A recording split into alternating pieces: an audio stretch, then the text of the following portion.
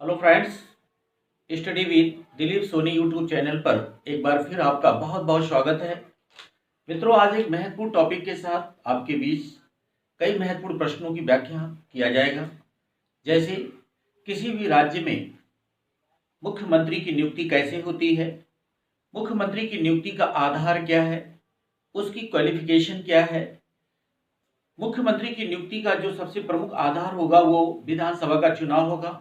विधानसभा के चुनाव की प्रक्रिया का संचालन किसके द्वारा होगा, आचार संहिता क्या होती है, मंत्रियों का कार्यकाल क्या होता है, मंत्रियों को शपथ कौन दिलाता है, कितने मंत्री, किसी भी सरकार में कितने मंत्री हो सकते हैं। ये सारे महत्वपूर्ण प्रश्नों की व्याख्या के साथ साथ इसका महत्व पर भी हम चर्चा करेंगे। और जो निश्चित रूप से एक बहुत ही ज्वलंत प्रश्न है, आज देश के 5 प्रमुख राज्यों में, जिनमें देश की सबसे अधिक जनसंख्या वाला राज्य उत्तर प्रदेश जो सर्वाधिक चर्चा का विषय बना हुआ है, दूसरा प्रमुख राज्य उत्तराखंड जहां पर भारतीय जनता पार्टी की ही सरकार है, तीसरा एक प्रमुख राज्य पंजाब जहां पर कांग्रेस की सरकार है, चौथा राज्य मणिपुर और गोवा, चौथा और पांचवा मणिपुर और गोवा जहां पर विधानसभा के आम चुनाव की प्रक्रिया शीघ्र प्रारंभ होने वाली है। मित्रों, एक चीज आपको ये जानना होगा कि इस विधानसभा के चुनाव की प्रक्रिया के आधार पर ही किसी भी राज्य में मंत्रिपरिषद का गठन होगा और इसी मंत्रिपरिषद का जो हेड होगा, जो मुखिया होगा, वही मुख्यमंत्री होगा। मित्रों, ये चुनाव इसलिए पूरे देश में चर्चा का सर्वाधिक विषय बन चुका है कि इसमें एक ऐसा राज्य जो उत्तर प्रदेश, जहां पर देश की सबसे अधिक जनसंख्या वाला राज्य है, जहां पर सर्वाधिक लोकसभा के सदस्यों की संख्या 80 लोकसभा के सदस्य निर्वाचित होकर माना जाता है कि लोकसभा के चुनाव में जो 80 सीटों पर अधिक से अधिक नियंत्रण स्थापित कर लेगा, उसको केंद्र में सरकार बनाने में बड़ी सहायता मिलती है। तो मित्रों, 2024 का इलेक्शन भी निश्चित रूप से इस उत्तर प्रदेश के चुनाव से प्रभावित होने वाला है। दूसरा जो प्रमुख राज्य उत्तराखंड, जहां पर वर्तमान में भारतीय जनता पार्टी की सरकार है, जैसा कि चुनाव के पूर्व जो सर्वे आ रहे हैं, उन सर्वे में भी बहुत कांटे का मुकाबला दिखाई दे रहा है। पंजाब, जहां पर वर्तमान में कांग्रेस की सरकार है, कांग्रेस की सरकार में अभी 6 जनवरी 2022 को प्रधानमंत्री मोदी की रैली में बाधा उत्पन्न करने का प्रयास किया गया और अनफॉर्चुनेटली, दुर्भाग्यवश, प्रधानमंत्री की सुरक्षा में चूक के कारण 20 मिनट तक उनको वेट एंड वॉच करना पड़ा और अंततोगत्वा यह निर्णय लिया गया कि प्रधानमंत्री उस रैली को बिना संबोधित किए वापस लौटना पड़ा। और ये भी देश में इस समय वर्तमान में बहुत बड़ा चर्चा का विषय हुआ है कि कोई राज्य की सरकार प्रधानमंत्री की सुरक्षा में इतनी बड़ी चूक कैसे हो गई, किस तरह से हो गई। विभिन्न जांच एजेंसियां जांच में लगी हुई हैं। मित्रों, इसके साथ साथ मणिपुर और गोवा का जो चुनाव है, निश्चित रूप से ये भी कहीं न कहीं प्रभाव डालेगा कि कितने अधिक राज्य में भारतीय जनता पार्टी के मुख्यमंत्री बन पा रहे हैं, क्योंकि ये सारे चुनाव की प्रक्रिया कहीं न कहीं 2024 के लोकसभा चुनाव से जोड़कर देखा जा रहा है। अब मित्रों, इसकी प्रक्रिया पर हम आते हैं। इसकी संवैधानिक प्रक्रिया क्या है? मित्रों, संविधान के अंतर्गत देखा जाए तो अनुच्छेद 163 के अंतर्गत एक राज्य मंत्रिपरिषद का उल्लेख किया गया है और इस राज्य मंत्रिपरिषद का जो लीडर होगा वह मुख्यमंत्री होगा। इस राज्य मंत्रिपरिषद और संविधान के अनुच्छेद 164(1) के अंतर्गत मुख्यमंत्री की नियुक्ति के विषय में ये प्रावधान स्पष्ट रूप से लिखा गया है कि मुख्यमंत्री की नियुक्ति किसके द्वारा होगी? राज्य के राज्यपाल के द्वारा होगी। लेकिन मित्रों, इसी मुख्यमंत्री की नियुक्ति किस व्यक्ति को राज्यपाल मुख्यमंत्री के पद पर नियुक्त करेगा? संविधान के अनुच्छेद 164 के अंतर्गत ये प्रावधान लिखा गया है। और दूसरा एक क्वेश्चन आता है कि राज्य की सरकार में अधिकतम maximum how many minister in any state, किसी भी राज्य में मंत्रिपरिषद के सदस्यों की अधिकतम संख्या क्या होगी, इसके विषय में भी हम प्रावधान की चर्चा करेंगे। जैसे अनुच्छेद 164 के अंतर्गत ये प्रावधान है कि विधानसभा के आम चुनाव के बाद, after general election of the legislative assembly, विधानसभा के आम चुनाव के बाद जिस राजनीतिक दल या उसके गठबंधन को बहुमत प्राप्त होता है, उस गठबंधन या उस राजनीतिक दल के नेता को ही राज्यपाल या गवर्नर मुख्यमंत्री पद के लिए आमंत्रित करता है। और अन्य मंत्रियों की नियुक्ति कैसे होती है? अन्य मंत्रियों की नियुक्ति भी राज्यपाल के ही द्वारा होती है। लेकिन मित्रों, एक चीज ध्यान रखना कि अन्य मंत्रियों की नियुक्ति में राज्यपाल मुख्यमंत्री से निश्चित रूप से परामर्श लेता है। और दूसरा एक प्रश्न और आता है कि किसी भी राज्य सरकार के कितने अधिकतम मंत्री होते हैं? मित्रों, संख्या के हिसाब से निश्चित निर्णय लेना बहुत कठिन होगा। क्यों? क्योंकि जहां एक तरफ उत्तर प्रदेश जैसा विशाल जनसंख्या वाला राज्य है, जहां पर विधानसभा की कुल 403 सीटें हैं, और दूसरा गोवा जैसा एक छोटा सा राज्य जहां पर बहुत सीमित विधानसभा के सदस्यों की संख्या होती है। तो ऐसी स्थिति में जहां पर 40 सदस्य होते हैं, तो ऐसी स्थिति में आप समझ सकते हैं कि संख्या के आधार पर निर्णय लेना कठिन है। इसलिए संविधान में एक संशोधन कर दिया गया है, और वो संशोधन है 91st कॉन्स्टिट्यूशनल अमेंडमेंट, 91वां संविधान संशोधन 2003 में किया गया था। और जिसमें यह प्रावधान किया गया था कि किसी भी राज्य में राज्य के सभी मंत्रियों की संख्या, यानी पूरे मुख्यमंत्री सहित सभी मंत्रियों की संख्या किसी भी स्थिति में विधानसभा के, उस राज्य के विधानसभा के जितने भी सदस्य संख्या होगी, उस सदस्य संख्या के 15% से ज्यादा नहीं होगी। इस बात को मैं थोड़ा और स्पष्टता से समझा दूं या बता दूं। जैसे उत्तर प्रदेश को मैं लेता हूं। उत्तर प्रदेश में वर्तमान में कुल 403 विधानसभा के सदस्य निर्वाचित होंगे। अब ये 403 विधानसभा के सदस्य जो हैं, ये कहां बैठेंगे? ये मेंबर ऑफ, यही कहलाते हैं एमएलए। ये क्या कहलाते हैं? MLA, member of legislative assembly. यही विधानसभा का जो चुनाव होगा, मेंबर ऑफ लेजिस्लेटिव असेंबली, यानी जो चुनाव होता है किसका होगा? लेजिस्लेटिव असेंबली का होगा। और इस लेजिस्लेटिव असेंबली के चुनाव में, लेजिस्लेटिव असेंबली के इस चुनाव में मित्रों, जिसको मेजॉरिटी प्राप्त होगी, उसी मेजॉरिटी को ही मुख्यमंत्री पद के लिए आमंत्रित किया जाएगा। ठीक है मित्रों, तो एक चीज ये क्लियर हो गया कि किसी भी राज्य में मंत्रियों की अधिकतम संख्या कितनी होगी? जितना उस राज्य के विधानसभा में विधानसभा के सदस्यों की संख्या, और इस विधानसभा के सदस्यों की संख्या का अधिकतम मैक्सिमम 15% से ज्यादा मंत्री नहीं होंगे। तो यानी जितने एमएलए होंगे, उस एमएलए का 15% से ज्यादा मंत्री नहीं बनाया जाएगा। दूसरा एक चीज मित्रों है कि मंत्रियों का जो कार्यकाल है वो क्या होगा? तो प्रत्येक मंत्री का जो कार्यकाल है मित्रों, एक बहुत महत्वपूर्ण प्रश्न है, प्राय बच्चे गलत कर देते हैं, इसको याद रखिए। प्रत्येक मंत्री का जो कार्यकाल है वो गवर्नर के प्रसाद पर्यंत है। Pleasure of governor, pleasure of governor, यानी जब तक राज्यपाल की कृपा है, इच्छा है, तभी तक वो पद धारण करेगा। अर्थात एक क्वेश्चन आता है कि क्या राज्यपाल किसी भी समय किसी भी मंत्री को उसके पद से हटा सकता है? नहीं, वो मुख्यमंत्री के ही परामर्श से हटा सकता है। यानी किसी भी मंत्री को उसके पद से राज्यपाल उसके कार्यकाल के पहले मुख्यमंत्री के परामर्श से हटा सकता है। दूसरा, प्रत्येक मंत्री जो होते हैं एक ही प्रकार के नहीं होते। इस पर मैं थोड़ी सी चर्चा करूंगा कि मित्रों, जब विधानसभा का यानी लेजिस्लेटिव असेंबली का जनरल इलेक्शन होता है, इस जनरल इलेक्शन के बाद, इस जनरल इलेक्शन यानी विधानसभा का जो सामान्य चुनाव होगा, यानी पूरे राज्य में चुनाव होगा, सामान्य जो चुनाव होगा या पूरे राज्य में जब चुनाव होगा, इसी चुनाव की प्रक्रिया के विषय में कुछ महत्वपूर्ण बातों पर मैं चर्चा करूंगा। जैसे अब एक महत्वपूर्ण बात और आती है कि जो मंत्री होते हैं, वो मंत्री क्या सभी एक प्रकार के होते, एक समान होते, सबके अधिकार और शक्तियां एक समान होती? नहीं।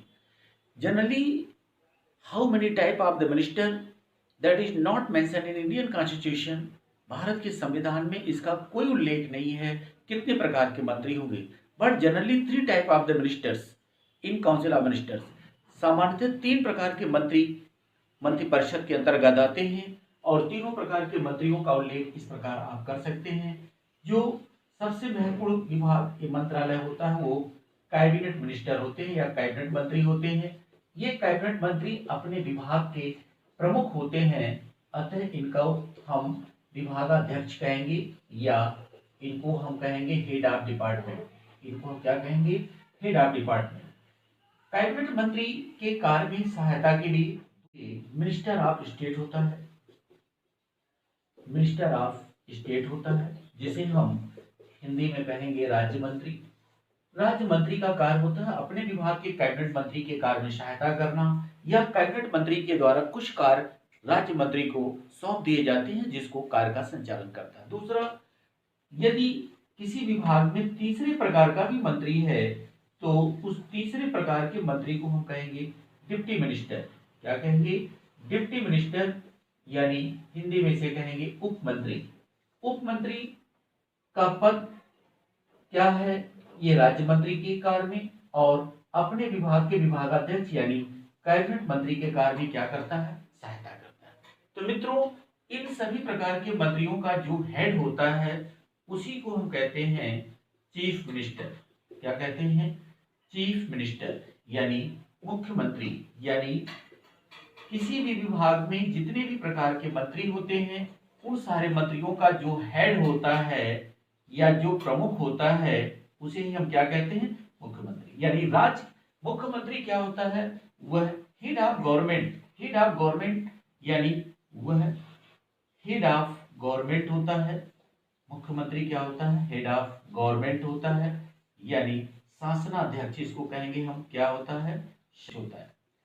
मुख्यमंत्री अपने राज्य का प्रमुख होता है, शासन का प्रमुख होता है और शासन के सभी निर्णय अंतिम रूप से मुख्यमंत्री के ही द्वारा लिए जाते हैं। लेकिन एक प्रश्न और आता है, क्या इसके अलावा भी कोई मंत्री होता है? बिल्कुल होता है। पहला चीज तो ये क्लियर करिए, किसी भी राज्य की सरकार में कितने मंत्री होंगे, इन मंत्रियों को कौन कौन विभाग मिलेगा, उनके विभागों के नाम क्या होंगे, इसका निर्धारण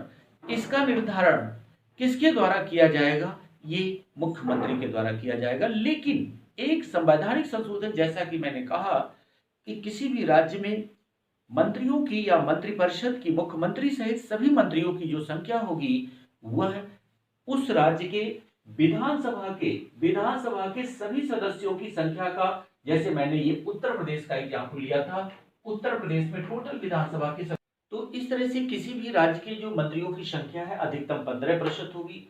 अब यहाँ पर एक चीज और निर्णय लेना है, क्या इसके अलावा भी कोई मंत्री होता है? बिल्कुल होता है। एक चीज आपने सुना होगा, क्या राज्य मंत्री स्वतंत्र प्रभार, minister of state independent charge, स्वतंत्र प्रभार ये क्या होता है मित्रों? इसको भी जान लीजिए, इसको समझ लीजिए अच्छे से। जब किसी भी विभाग का, जैसे मान लीजिए ये education department, energy department, electric department, कोई भी ऐसा डिपार्टमेंट ले लीजिए, अगर किसी विभाग का कैबिनेट मंत्री नहीं है, if cabinet minister is not present in any department, अगर किसी विभाग का कैबिनेट मंत्री नहीं है यानी विभागाध्यक्ष नहीं है, तो ये मुख्यमंत्री का ये अधिकार होता है कि वह उस विभाग में जो राज्य मंत्री है, ये जो मिनिस्टर ऑफ स्टेट यानी राज्य मंत्री है, उसके अधिकार और शक्तियों को बढ़ा सकता है और उसको क्या दे सकता है? स्वतंत्र प्रभार दे सकता है, देना अनिवार्य नहीं है। दे सकता है लेकिन देना अनिवार्य नहीं है। अब अंतर क्या आ जाता है कि जैसे ही किसी मिनिस्टर ऑफ स्टेट या राज्य मंत्री को स्वतंत्र प्रभार का दर्जा प्राप्त हो जाता है, अब वह शासन या सरकार के जो अंतिम निर्णय, महत्वपूर्ण निर्णय लिए जाते हैं वो कैबिनेट की बैठक में ले जाते हैं और उस कैबिनेट की बैठक में राज्य मंत्री, उप मंत्री बिल्कुल भाग नहीं लेते हैं। लेकिन ऐसा राज्य मंत्री जिसको स्वतंत्र प्रभार का दर्जा प्राप्त हो चुका है, वह राज्य मंत्री होने के बावजूद भी वह कैबिनेट मंत्री की बैठक में भाग लेने के लिए अधिकारी हो जाता है, सक्षम हो जाता है। अब ये क्लियर हो गया मित्रों। तो यहाँ एक चीज फिर से मैं एक बार थोड़ा सा आपको समझा दूं कि ये जो 5 राज्य में चुनाव होने वाले हैं, इन 5 राज्यों में जो चुनाव किसका हो रहा है? विधानसभा का हो रहा है। विधानसभा के चुनाव का क्या प्रमुख कारण है? इसी विधानसभा के चुनाव के आधार पर ही राज्य के मुख्यमंत्री का क्या किया जाएगा? नियुक्ति किया जाएगा। और मैंने जैसे कहा कि उसी व्यक्ति को राज्य का मुख्यमंत्री नियुक्त किया जाएगा जिस राजनीतिक दल को विधानसभा में बहुमत प्राप्त होगा या जिसके गठबंधन को बहुमत प्राप्त होगा। और जैसा कि आप देख रहे हैं कि तमाम राजनीतिक दल के सदस्य एक दूसरे राजनीतिक दलों के साथ अपना अलायंस या गठबंधन तेजी से बनाने का प्रयास कर रहे हैं। और एक चीज मित्रों याद कर लीजिएगा कि इस पूरे चुनाव की प्रक्रिया का संचालन इलेक्शन कमीशन, जिसका प्रावधान भारत के संविधान के अनुच्छेद 324 के अंतर्गत है, वही निर्वाचन आयोग संपूर्ण चुनाव की प्रक्रिया का संचालन करेगा। इसकी नोटिफिकेशन अधिसूचना जैसे ही जारी होगा, तुरंत कोड ऑफ कंडक्ट आचार संहिता लागू हो जाएगा। और आचार संहिता क्या है, इसका क्या महत्व, इसके क्या क्या प्रावधान है, इस पर मैं एक वीडियो बृहद रूप से बनाकर आपको शीघ्र ही बताऊंगा, क्योंकि चुनाव की प्रक्रिया शीघ्र संचालित होने वाली है। और दूसरों मित्रों, ये मंत्री जो हैं पद ग्रहण करने के पहले क्या करते हैं, शपथ लेते हैं, लेकिन कैसे इनकी शपथ की प्रक्रिया होती है, क्या इनका क्वालिफिकेशन होता है, इस पर भी मैं चर्चा करूंगा। एक पहले हम आते हैं मंत्रियों को, कि जब विधानसभा का चुनाव हो जाता है, याद करिए मित्रों, विधानसभा के जब चुनाव हो जाता है, सदस्य निर्वाचित होकर आ जाते हैं, तो इन सदस्यों की एक बैठक बुलाई जाती है। और ये बैठक बुलाने का अधिकार उस राज्य के गवर्नर को होता है। लेकिन जब कोई बैठक होती है तो उसमें एक उसका हेड होना चाहिए, एक अध्यक्ष होना चाहिए। तो याद करिए मित्रों, उस समय इन्हीं विधानसभा के सदस्यों में से किसी वरिष्ठ, किसी अनुभवी सदस्य को राज्यपाल के द्वारा प्रोटेम स्पीकर क्या चुना जाता है, अस्थायी अध्यक्ष चुना जाता है। याद कर लीजिए मित्रों, जब विधानसभा के सदस्यों का आम चुनाव पूरे राज्य से संपन्न हो जाता है, इन्हीं विधानसभा के सदस्यों में से किसी वरिष्ठ या अनुभवी सदस्य को उस राज्य के राज्यपाल के द्वारा प्रोटेम स्पीकर या अस्थायी अध्यक्ष चुना मनोनीत किया जाता है। और वही प्रोटेम स्पीकर सारे विधानसभा के अन्य सदस्यों को शपथ ग्रहण कराता है। जब सारे सदस्य शपथ ग्रहण ओथ या फॉर्मेशन ले लेते हैं, तब नए चुनाव में जो चुनाव चुनकर आते हैं सदस्य, अपने सदस्यों में से किसी एक को स्पीकर के रूप में यानी अस्थायी अध्यक्ष के रूप में निर्वाचित चुनाव करते हैं, और एक डिप्टी स्पीकर यानी एक उपाध्यक्ष का चुनाव करते हैं। तो याद करिए मित्रों, विधानसभा के सदस्य जब शपथ ग्रहण कर लेते हैं, शपथ ग्रहण करने के अपने सदस्यों में से, एक चीज याद रखिएगा, अपने सदस्यों में से, क्योंकि विधानसभा का अध्यक्ष और विधानसभा का उपाध्यक्ष वही व्यक्ति हो सकता है जो निश्चित रूप से विधानसभा का सदस्य होगा। यदि वह विधानसभा का सदस्य नहीं है तो निश्चित रूप से वह अध्यक्ष या उपाध्यक्ष के पद को धारण नहीं करेगा। मित्रों, इस चुनाव की जो सरगर्मी है बहुत तेजी से बढ़ चुकी है। तो मैंने चाहा कि इस संदर्भ में आप हर जगह चर्चा पर चर्चा चल रही है, लोग अपने अपने राजनीतिक दलों को पसंद नापसंद, चर्चा पर चर्चा चारों ओर चल रही है।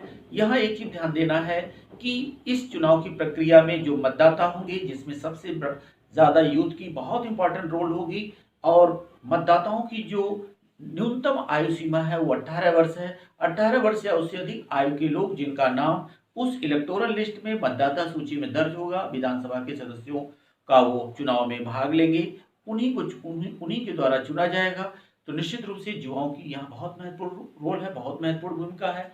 और मैं आपको एक महत्वपूर्ण बात बता दूं कि निर्वाचन की प्रक्रिया में बहुत सारी कमियां भारत के जैसे लगभग प्रत्येक राज्य में देखी जाती थी, लेकिन 1989 के बाद या टीएन सेशन के बाद जो इलेक्शन कमिश्नर थे या चीफ इलेक्शन कमिश्नर थे, उनके आने के बाद धीरे धीरे आज हमारी निर्वाचन आयोग बहुत ही शक्तिशाली, प्रभावशाली और उपयोगी सिद्ध हो रहा है, और कोड ऑफ कंडक्ट को कड़ाई से पालन कराया जा रहा है। मित्रों, आप सभी लोग अधिक से अधिक विधानसभा के सदस्यों के चुनाव में भाग लें और एक मजबूत, अस्थायी और उपयोगी सरकार बनाने में अपनी महत्वपूर्ण भूमिका अदा करें। हर सदस्य, हर व्यक्ति को इस जो योग्य कैंडिडेट है, 18 या उससे अधिक उम्र का है, जिसका निर्वाचन सूची में नाम दर्ज हो चुका है, निश्चित रूप से चुनाव में भाग लेना चाहिए और भाग लेकर देश के एक महत्वपूर्ण शासन की प्रक्रिया का संचालन करने में अपनी उपयोगिता को सिद्ध करना चाहिए। इन सभी बातों के साथ मैं आपसे यहाँ पर मैं अभी रोकने के पहले आपसे एक बार फिर अपील करूंगा कि आप study with Dilip Soni YouTube channel को अधिक से अधिक लाइक करें, सब्सक्राइब भी कर लें यदि आप नहीं किए हैं तो, और अपने मित्रों को ज़्यादा से ज़्यादा, क्योंकि ये वीडियो केवल टॉपिकल कॉम्पिटिटिव स्टूडेंट के लिए ही नहीं है, सामान्य ज्ञान के लिए भी उपयोगी है।